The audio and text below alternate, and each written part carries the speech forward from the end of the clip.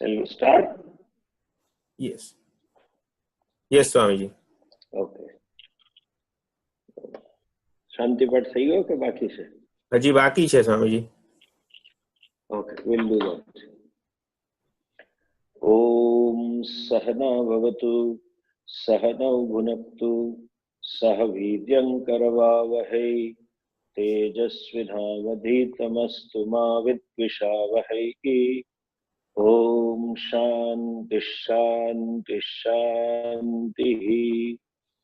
Shruti Smriti Purananam Alayam Karunalayam Namami Bhagavatpadam Shankaram Lokashankaram Shankaram Shankaracharyam Keshavam Badarayanam Sutra Bhashya Krutau Vande Bhagavantau Punah Punah Ishvaro Gururatmeti Murti Bheda Vibhagine Vyomavadhyapta Dehaya Dakshinamurtaye Namaha.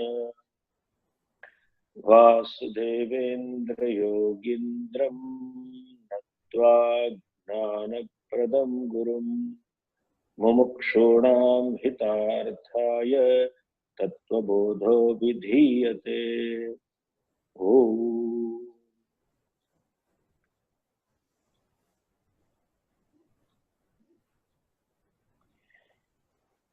Last time we were talking about titiksha.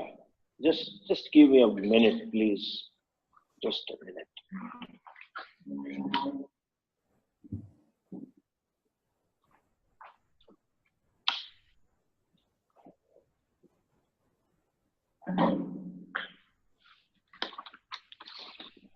Yes, sorry. Last time we talked about titiksha. Titiksha is not simply forbearance. Titiksha is capacity to accept the things cheerful. That is titiksha. In other words, titiksha means to be factual, or you can say mature. It is a very important qualification, not only for a seeker, but for even a grihastha. This is very important. Our Shastra has emphasized too much on titiksha. It has been praised a lot. In Srimad Bhagavat, it is mentioned that titiksha is nothing but moksha dwaram. It's a gate for moksha. Also, it says in Srimad Bhagavat, titiksha is dharma patni, wife of dharma. Of course, pativrata wife, okay? Not modern wife sometimes. Dharma patni means one who follows dharma. Both ways, you can say, if one lives a life of dharma, one will have titiksha naturally. And more titiksha you have, more dharma you can pursue. As we said last time, dharma doesn't mean just a faith or some astha. Dharma means contributory activity, mandatory or voluntary. Contributory activity is titiksha. Dharma. So, and people don't follow dharma partly because it calls for a lot of titiksha. And so when you have titiksha, you will have dharma. And when you have dharma, you will have tiksha. Anyway, and furthermore, it is said titiksha resides on the vakshasthala, on the chest of Lord Vishnu. When that Bhrigu Rishi hit him, he gave him, hit him with the feet. So that chinha is there. And that is titiksha sitting on the vakshasthala of Bhrigu Rishi. Also in Upanishad it is said, etadhi paramam tapaha. This is the ultimate tapas. This is the greatest tapas. Even in Bhagavad Gita, Lord says Yam hi na vyathiyante te purusham purusharshabha sukha samaksha. So the one who is sama titiksha, no, tan titikshasva bharata. Matra sparshastu kaunteya shitoshna sukha dukkhadaha agama paino anityaha tan titikshasva bharata. He says first develop titiksha, and one who has titiksha, Bhagavan says, so amrutatvaya kalpate. The person becomes fit for moksha. So for a seeker it is necessary, and more so for a grihastha. Both, it's a titiksha. To develop titiksha, there are two ways. First, you have to be practical, just objective, and you can be a devotee and develop a titiksha. The need arises because human mind is always riddled with, always full of ever-changing likes and dislikes. Human being is always busy in restructuring the world outside, hoping all the time that the outside world will be in concomitance to, in alignment to my likes and dislikes. In other words, the outside world will be exactly like what I want, and what I don't want, that world will not come to me. That kind of restructuring is constantly going on in everybody's life. Now, world has its own kaleidoscopic pattern, and our likes and dislikes also have their own kaleidoscopic pattern. They don't match. If at all they match, they hardly match for some time. And that's what the people call it, the golden period of my life. Golden period means what? My likes and dislikes and the external world match with each other. That's all. They are ever changing, likes and dislikes. What you like today, you may not like tomorrow, and the other day you may dislike it also. And vice versa about dislike. Therefore, the whole life is like a struggle in restructuring. And often we are trying to restructure those things which cannot be restructured, which cannot be changed, but somehow you try to do that change. That is one thing. Secondly, for a seeker, more you study Shastra, more you do upasanas, more one does Guru Seva, then the individual becomes quite subtle and quite sensitive. And more sensitive you are, of course you can have more subtler joys and happiness. At the same time, there are more chances that you may get affected by the external situation. Small thing can disturb you, and thus all the time you feel unhappy. As they say, life is never ever black and white, but it is always grey. Every situation has something in which something I like and something I don't like. That is true for the place, that is true for the relationship, people, that is true for the time, that is true for the possessions, everything. There is always, it is like a mixed bag. There is something good and something which is unpleasant, which I don't like. Now, there are two options. Either, you can say three options, but the second one option itself brings the third one. Either you keep on grappling with those situations and try to change them to fit into your likes and dislikes. More often than not, they don't fit in. By the time they fit in, your likes and dislikes have changed. So then what happens? There is an emotional disturbance. In absence of acceptance of those things, it gives rise to such kind of emotional turbulence which shakes the whole person. And there is emotional sweating or emotional shivering within going on all the time. And ultimately, people blame their luck. People blame their grahas, and people blame the Ishvara, Prarabdha or whatever. And constant complaining because you are always in an unpleasant situation. And that gives rise to internal complaint. So some people you might find they are always complaining fellows. Anything you give, they want, no, but this is okay, but this is not like this. And that means incapacity to accept what in a popular parlance we call it an incapacity to adjust.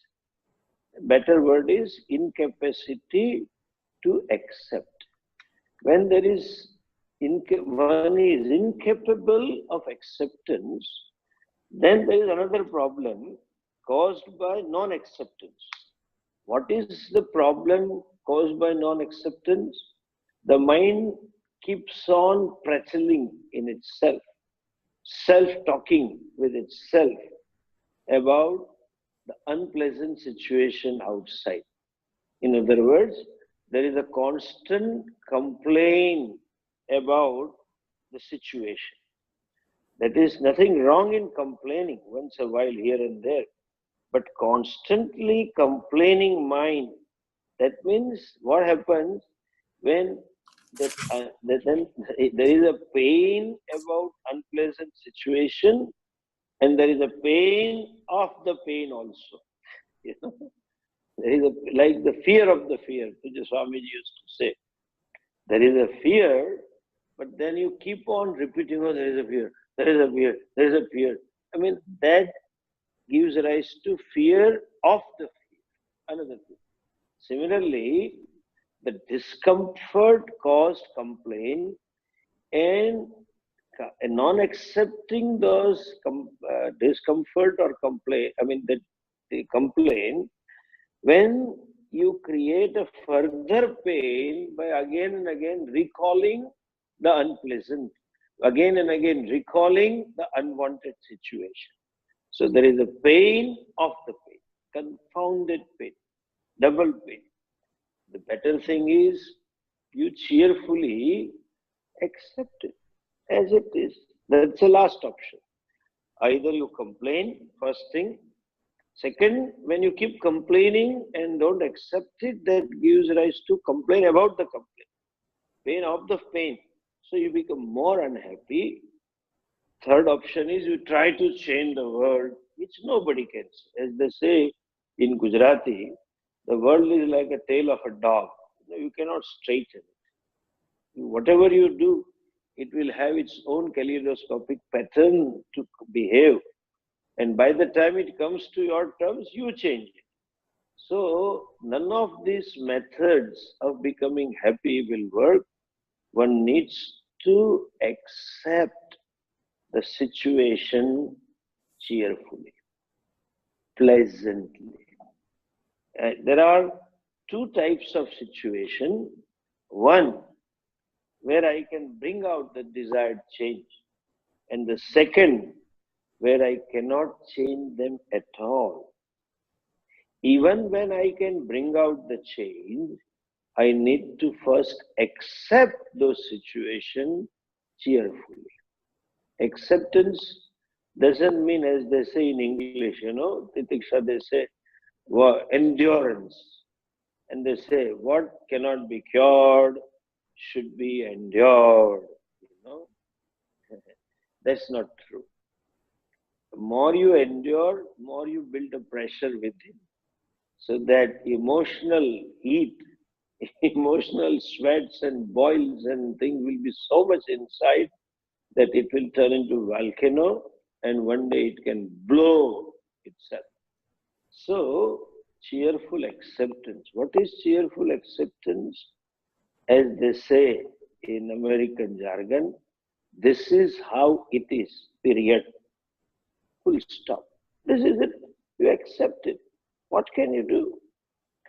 If it is, this is first, even if it is changeable and you want to change it, but first accept it. This is how it is. I accept them. This is where I have to deal with it. And then I work upon necessary change. As I said, this is important for a grahastha also. More so, grahastha has to relate with the people around, relatives, office, staff, in the world objects, transport industry, the traffic, etc., etc. In all these things, one needs to have cheerful acceptance. Then you can work out that whether even if it is difficult, it can be managed. I have to handle it. I just can't lump the things together. It is difficult and I have problem and this and that all the time. Complaining mind, dissatisfied mind. True, primarily there is a dissatisfaction centered on the self, but then extends to the external situation so much. Whatever the destiny brings, the fellow will always find out some area where he or she will be dissatisfied. That becomes second nature.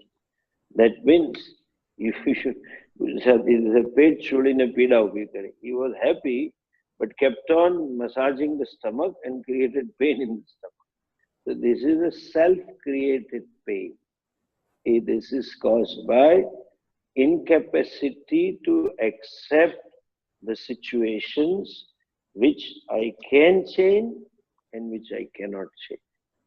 Pujya Swami used to say a beautiful thing about titiksha. He says, daily make this prayer.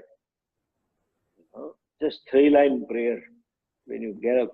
He used to quote this in many contexts. One of them was, he used to use this in quite often. He liked this. He says, oh God, give me courage to change the things which I can. Give me courage to change the things which I can. Give me necessary serenity, internal strength, maturity to accept which I can't. And the third line is, and the necessary wisdom to know the difference. That is important. The wisdom to know the difference. People often, I find, keep complaining about certain situations which are unchangeable for them at least. Like you see, when men meet each other, they start talking about politics. They start talking about the situation in our country. And then they're always grumbling. The leader is not doing properly, and the team is not proper, and the decisions are wrong, and all kinds of expression of dissatisfaction, expression of non-acceptance, expression of pain. This is unchangeable for you. I said for you. It is not that you cannot change the scenario. Roll up the sleeves and start working. Get into political party and get into power and work it out. But that I don't want to work and still keep on talking about that situation. Serenity or maturity to accept what I can't change. This is true and this is necessary. Acceptance. Titiksha means glad acceptance is necessary for intimate relationships also. For that matter, in any relationship. Each individual has his or her own baggage. They have their own background. And there are certain facets of the personality which I don't like and which are not changeable. I keep on insisting I may keep on insisting to another person that you should change in this area. This is not proper. That is not blah, blah, blah. But then sometimes that person is incapable of changing himself or herself. Just as there are certain aspects, certain facets of my personality where I myself am incapable of changing my certain habits, my certain limitations. I cannot grow out of it. Physical limitations as well as emotional limitations.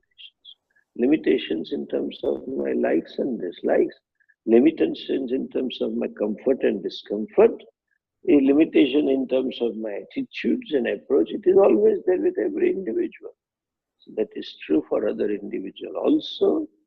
Either, especially in the most intimate relationship, either you work to change that part of the near and dear one, and after, when you discover that is unchangeable, learn to accept and be cheerful about it. Titiksha means glad acceptance. Very beautifully described in Vivek Chudamani. Sahanam sarva dukkhanam apratikara purvakam. Acceptance without resistance. Titiksha makes the life free from resistances, free from rubs. More you rub, more you get rubbed. More you resist, more you get bruised yourself. More you resist, a lot of energy is wasted, and then you feel you're tired. There is a fatigue about living a life. There is a complaint about my own life. That is because of rubbing all the time. Sahanam sarva dukkhanam apratikara purvakam. No resistance. And then chinta vilaparahita. Acceptance without any worry or grievances. There are neither futuristic projections nor so much of complaint about how the things are. That is called titiksha. And as I said, it is important, the simple maturity or wisdom to develop this titiksha is to be practical. That this is how it is going to be. Why this is how it is going to be? Life is always grey. There will be certain situations, there will be certain aspects of my near and dear one which I may not like, which I may not wish to have it, and then I have to accept those aspects of the other person. That is practical approach. Here, in order to develop titiksha, Shraddha also becomes handy. Acceptance of Ishvara in our life. Living in the awareness of Ishvara, just that, not that abhinna nimitta upadana karana Ishvara, but simple Ishvara who is karma phaldata. Or Ishvara, the simple Shraddha, that whatever Hari is doing for my well-being, and I accept it as prasada of Ishvara. Okay, that is, I repeat, accept it as a prasada doesn't mean you don't work to change. Too much of acceptance, then later on you find yourself totally dilapidated, totally worn out of the situation, because you kept on suffering kind of thing, kept on building it up within, that I have to accept and I have to do this, kept on pushing yourself out of sense of duty, out of sense of commitment or certain values, then you get worn out and tired of the life and sometimes frustrated. Accept it. This is how it is, period. Then work to change. If you don't like it, if you feel you cannot take it for a long time, work out for change. And when it is Ishvara is involved, I look at it as a prasada of Ishvara. Ishvara is a look upon, living in the awareness of Ishvara means karma phala data Ishvara. Karma daksha Ishvara. I am aware about this and then I accept this. We Indians have had this buffer in terms of our prarabdha also. We accept it as a prarabdha. People say the prarabdhavadis are pessimists. That's not true. When you accept it as a prarabdha, that means your mind, you are not disturbed psychologically. Mentally, you can be a together person and can work for the change if you want to. That is called Titiksha. Very important quality. And by the way, just for information, this was very much ingrained in our culture. Our upbringing, parents taught us to, undertake certain dukkha. That's a value called tapas, fasting, maunam, etc., etc. And even the marriage, there are going to be differences, but there they bring in Ishvara. I have some karma phalas with this person, and that's how I am united, and I accept the person in my life and face it out. That is how we grew up in the culture. Accepting people, accepting the situation, and accepting the unpleasantries of the life. There is a story also, and there is sarva apratikara purvakam, chinta vilaparahitam, etc. But then the tiksha also can be developed by being objective. Sukha dukkhadi sahishnutvam, acceptance, because you know nothing is permanent, neither sukha nor dukkha. Even the most unpleasant situation where I find I am just facing the dead wall and there is no further path to go, one day it will disappear. Everything is agama paino anityaha tantitikshasva bharata yam hina vyathiyante te purusham purushasabha samadukha sukham dhiram so mrutatvaya kalpate. Bhagavan says, agamaha apayina. Aane wala, jane wala. It at some time they will come into life and sometime that will go by its own. Just as whether you invite or not, whether you want or not, dukkha comes. So also unexpected sukha comes. And you don't want to lose it. Pleasant situation or happiness, it goes. The situation changes and you find yourself bereft of those happiness, pleasant situation. So also dukkha will go one day. So that this is temporary, that this is not going to be permanent with me. This is going subject to change. That awareness also reduces the reactions and gives us the internal strength to absorb the shocks of unpleasant situations. That is very important. And Bhagavan says, Saha amrutatvaya kalpate. Kalpate means yogyo bhavati. That person becomes fit for moksha. In other words, the diksha leads to that frame of mind where I gain mastery over my own likes and dislikes. In my life, they become subservient to my pursuit of dharma, and in course of time, they become they are incapacitated in any which way. They are turned into simple, just fancies, not strong likes and dislikes. That gives me necessary inner composure to understand the Shastra and own up the wisdom. The Diksha not only gives composure, it gives necessary sensitivity also. So Bhagavan says, one who has the Diksha, he or she becomes fit for moksha.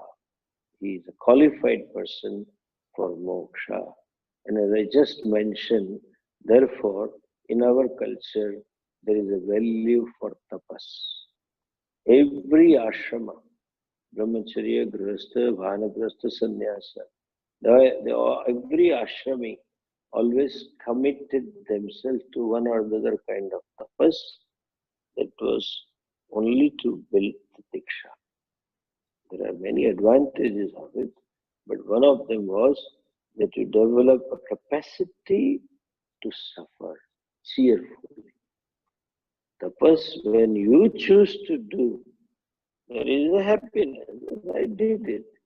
So also, that is the diksha. So this is out of choice you do it. Sometimes choicelessly you are stuck with the situation. You meet with those people or you find yourself in a close situation where you have to accept them, you have to live with them, and you learn to live cheerfully. That is what we always committed or valued tapas in our culture. Now, the next value is the student asks, out of the 6 qualifications, Shama, Dama, Uparama, Titiksha, and the 5th is Shraddha. So then, as we mentioned, teacher-student dialogue. The student says, Shraddha ki drushi.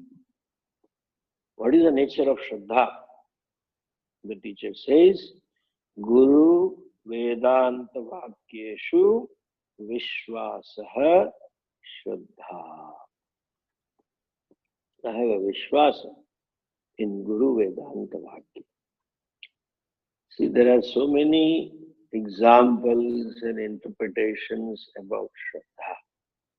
But please understand, with reference to Vedanta, it is a technical thing. Vedanta reveals the fact. Please understand. Vedanta doesn't reveal a promise that you will go to heaven some hereafter, that you will have all the pleasures some hereafter. No. It is a statement of fact. That I am Param Brahma is fact. That Brahman is the cause of Jagat is fact. That Brahman is the cause of the entire creation is fact. That this entire creation is mithya is a fact. That I am limitless and non-separate from anything and everything is a fact. It's a statement of fact. The first level of Shraddha is that it is talking Atma is Ananda, Atma is Ajanma, free from birth and death, Atma is free from any vikaras, whereas I seem to experience that I am changing, I seem to experience that I am born, I am going to die, I seem to experience that I am unhappy. That is true. You may experience it, but they just say the opposite. And what Shastra says and how it says, both. Guru Vedanta Vakyadeshu Shraddha. So the Shraddha is necessary not only on Vedanta Vakya, Shastra Vakya, but Guru also. And Guru means the teaching tradition also. That this teaching has worked for many, many years in the past. That the wise men of the past have reaffirmed this truth, that is Shraddha. You accept this. You are ready to proceed further. To some extent, you can define Shraddha as taking Ayurvedic medicine. In allopathic medicine, if you take a medicine, there seems to be immediate relief, some kind of thing, and some impact, some changes. But Ayurveda doesn't seem to bring immediate some relief, but still you continue. That is Shraddha. Veda is Pramana. Entire Veda Shastra is told by the Rishis. This simple thing.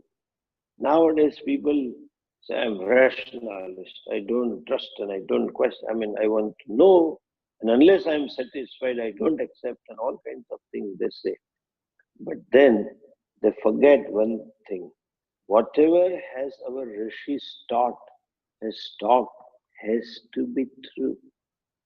That it is Shastra says, Shankaracharya ji writes sometimes, Matru Pitru Sahasrebhyopi Hitaishana Shruti.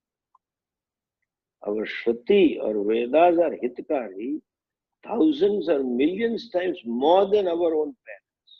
Meaning thereby, whatever parents have said, it is out of sheer karuna, out of sheer compassion, out of sheer desire to do the well-being of their offspring, nothing else. They have no axe to grind. They have no subjective interest in or subjective gain involved in changing the child. It is out of sheer compassion for the betterment of the children.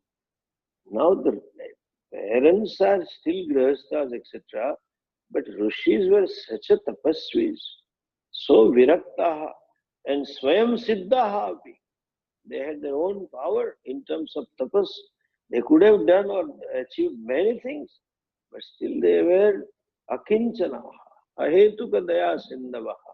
They never had any reason in life, any acts in life to grind and do something and get something, They were just out of compassion, they have said. So I have at least this much Shraddha. Whatever they have said must be true. Just to begin with. Why should there is no reason for them to lie to. There is no reason for them to tell something improper to me. There is no reason for them to tell something which is not beneficial to me. I would say that is the first step of Shraddha. The second would be, then it's, as I said, it is a little technical thing which you need to know, the technical aspect of Shraddha. It says, Guru Vedanta Vakya Adishu. And the Shraddha, not only on the teacher, not only on the Shastra Vakyas, but etc. What kind of Shraddha? Look at this. Vedanta is a pramana. Pramana means it's a means of knowledge. One needs to surrender to the means of knowledge. That is Shraddha. Why I need to surrender? Because I am blessed with the buddhi, and that buddhi is something like the doubting Thomas, that famous character in the Bible, always doubts. I surrender to my buddhi and doubt the Shastra or disagree with Shastra, that is fine. But then I dismiss them and there is a conclusion that they are wrong. That is absence of Shraddha or Ashraddha. What is Pramana Buddhi? Look at this. I am holding something in my hand. It's a simple paperweight. It's there on my table to put it on the page. And suppose I say, holding this in my hand, now you look at this and I say, do you see iPhone X in my left hand? Come on, you don't see this? This is iPhone X, new model, double colored, green and black. Don't you see this? I keep saying this. Your eyes, your ears tell you, hey, Swamiji says this is iPhone X. Your eyes show you that this is not an iPhone X, this simple, a square paperweight, just two colors, white and red. Whom do you believe in? Whom do you surrender to?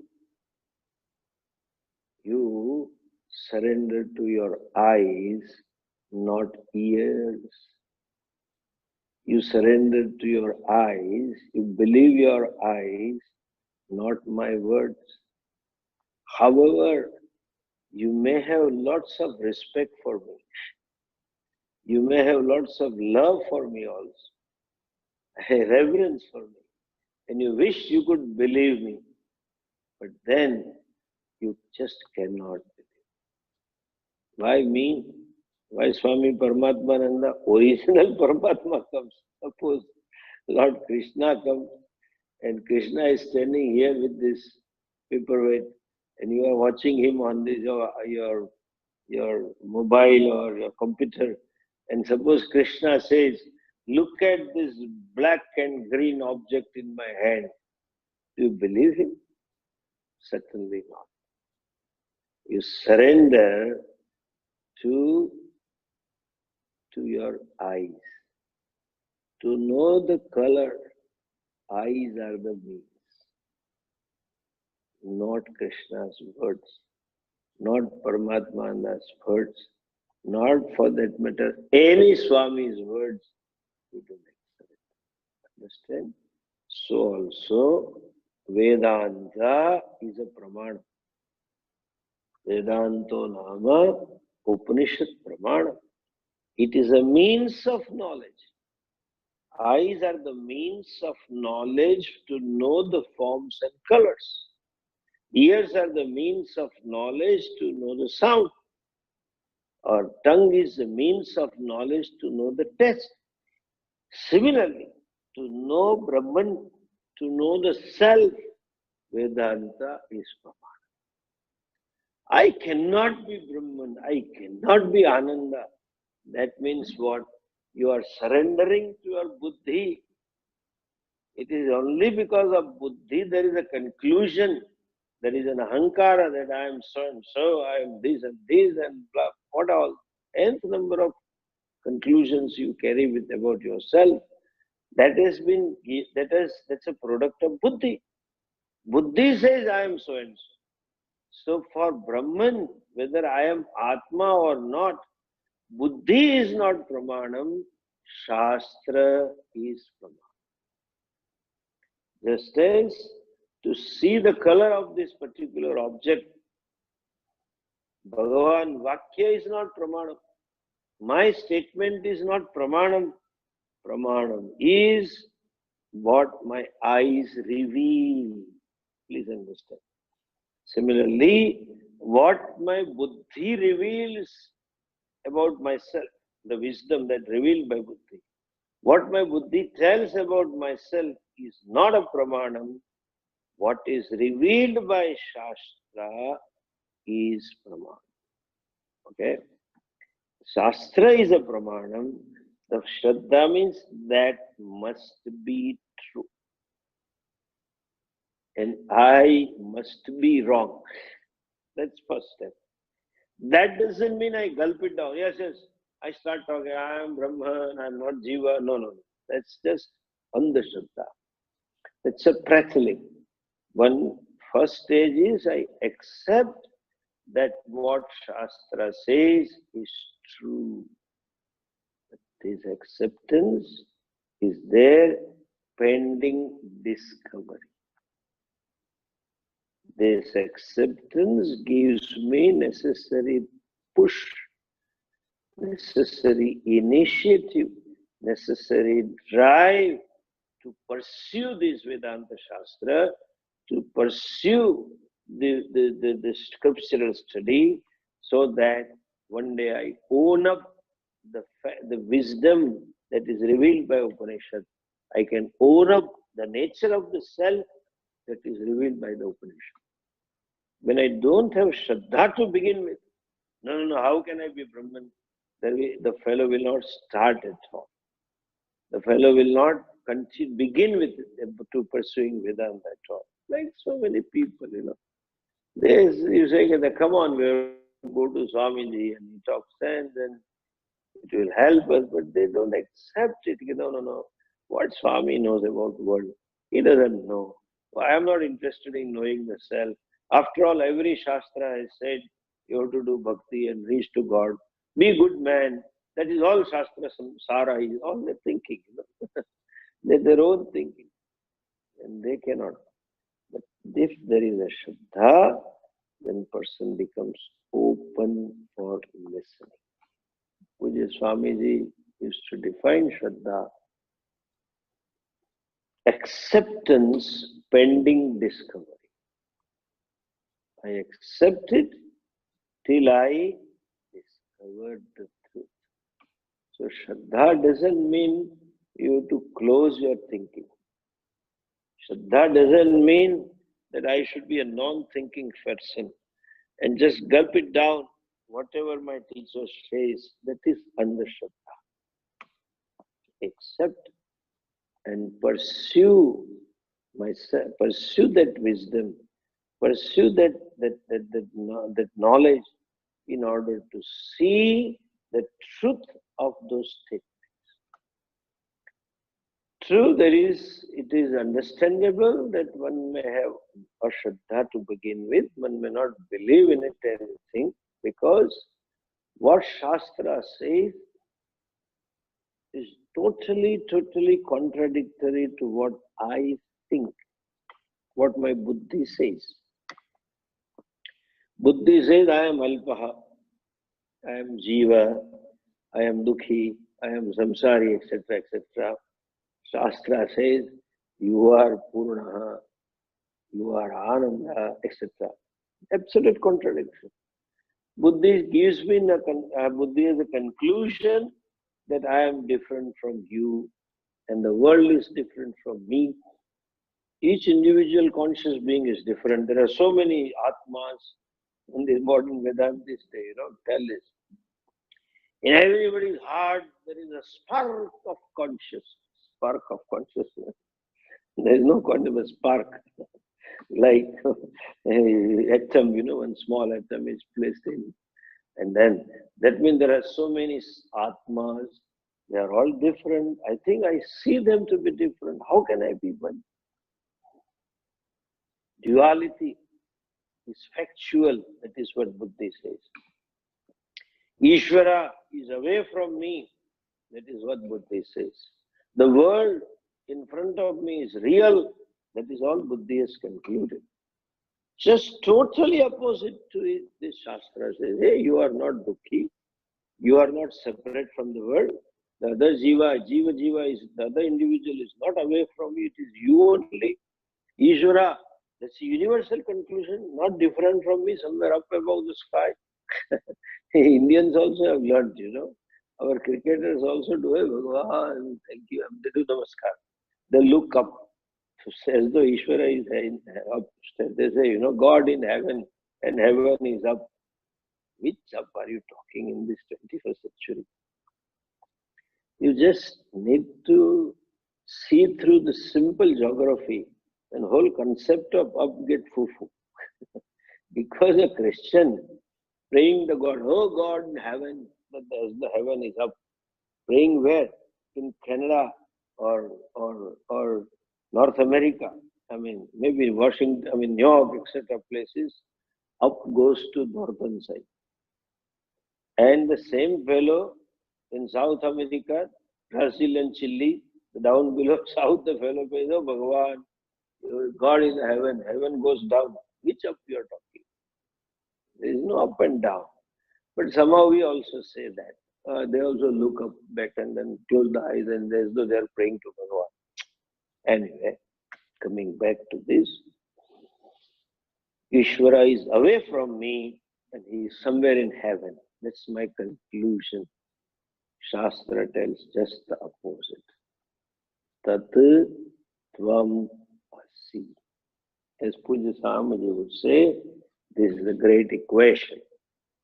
And equation is A is equal to B.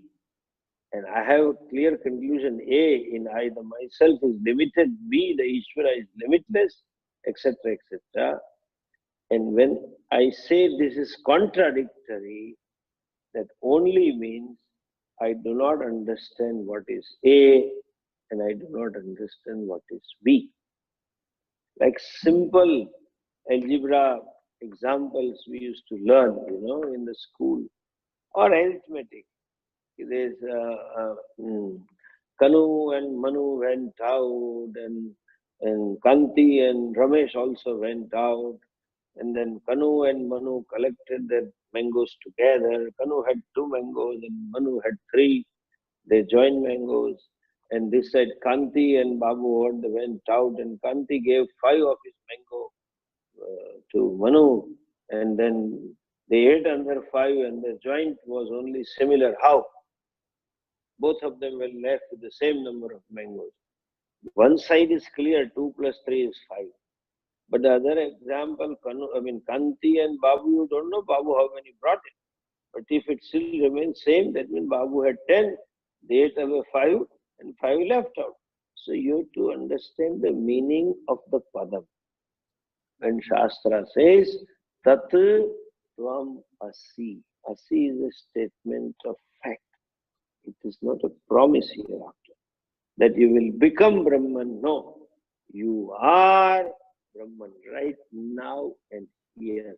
As you are and wherever you are. So I need to understand, as I said, these two words, Tat and Tvam properly.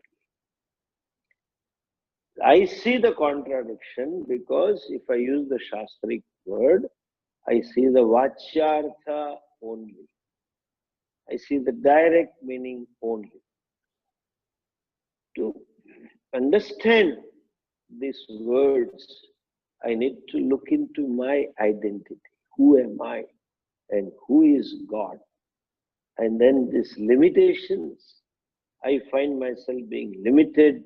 That is where Shastra helps to tell us that limitations are the borrowed limitations. It doesn't belong to self. I need to know from Shastra, who am I? Who is that self? And having known that self, I can see, and you have to know the Ishvara also. As I said other day, Ishvara is the most confused word. Just as I, when one says I, the meaning of that I is entirely different from any other person in the world. Some common traits you may find, and the most fundamentally common trait is I am Dukhi. Aham Param Dukhi. That's all. But I am husband and wife and brother and sister and CEO and blah, blah. It's all different. Person to person. It's individualistic. But the only common trait is Aham Dukhi. And I am trying to become Sukhi. That's all you can say.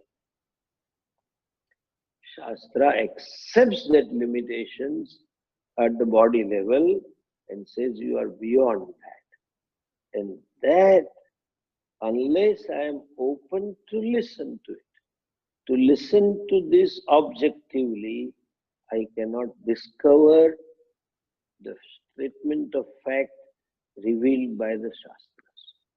So Shraddha also involves that in spite of apparent differences, in spite of conclusion on my part that how can I be one, I am separate from Ishvara, how can I be Ananda, I am Dukhi, etc., I just am ready to hear it with the open ears and open mind.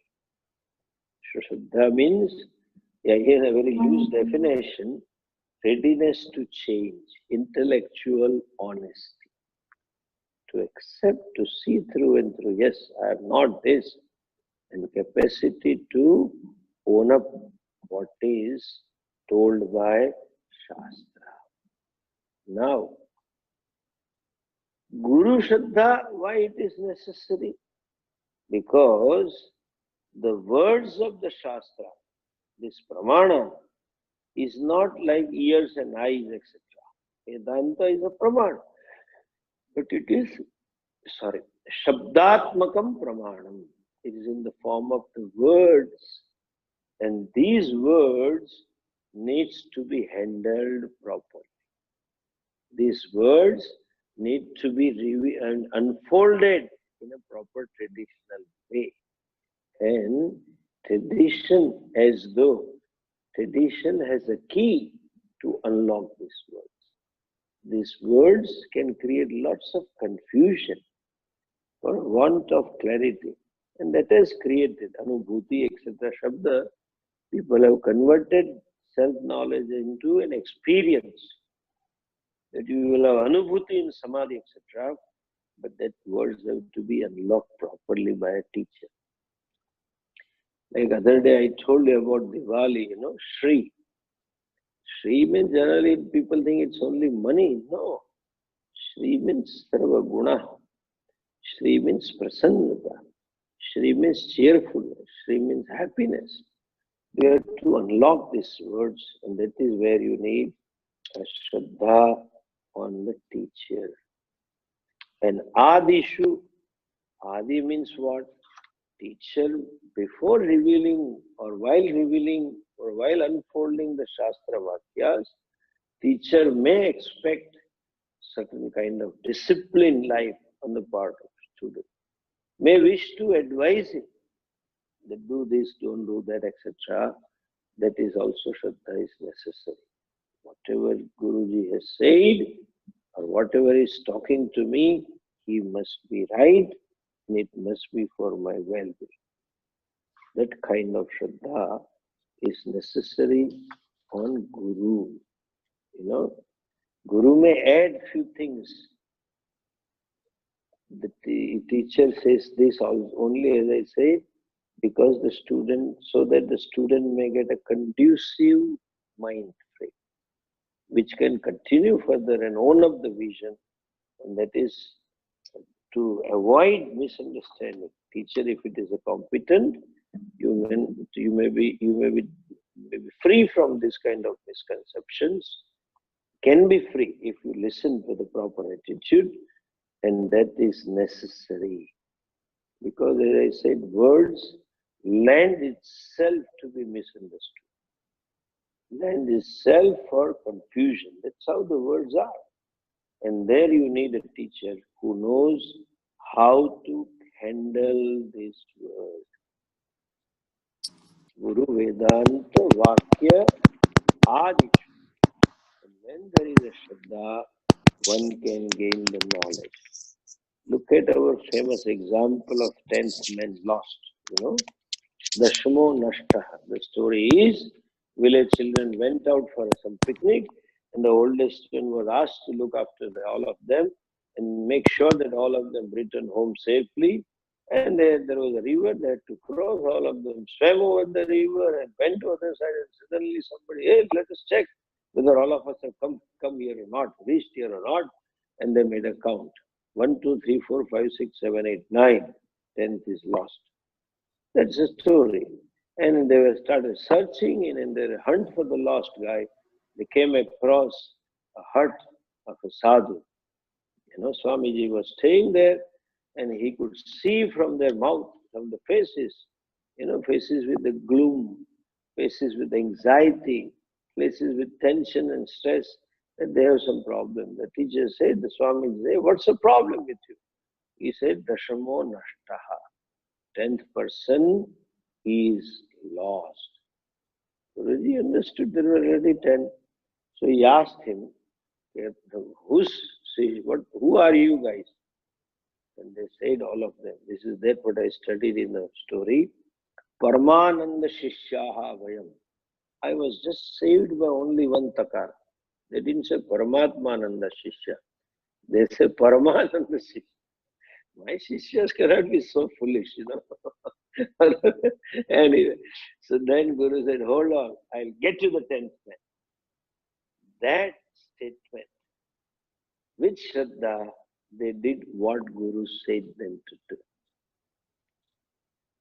do. What Guru said them to do looked something futile, looked something detrimental to their pursuit. But because of Shraddha, they continue. I am sure teacher that Guru must have said, come on, stand up in line, make a queue. Come. And they forget what is the need for queue, what is the need for making a line. We are searching the 10th man, let's go out and find him out. Why are you asking us to stand here? That may look contradictory. The Shraddha is, I surrender to them. Yes, what the teacher has said must be true, because the problem is very peculiar. The very seeker is the sought.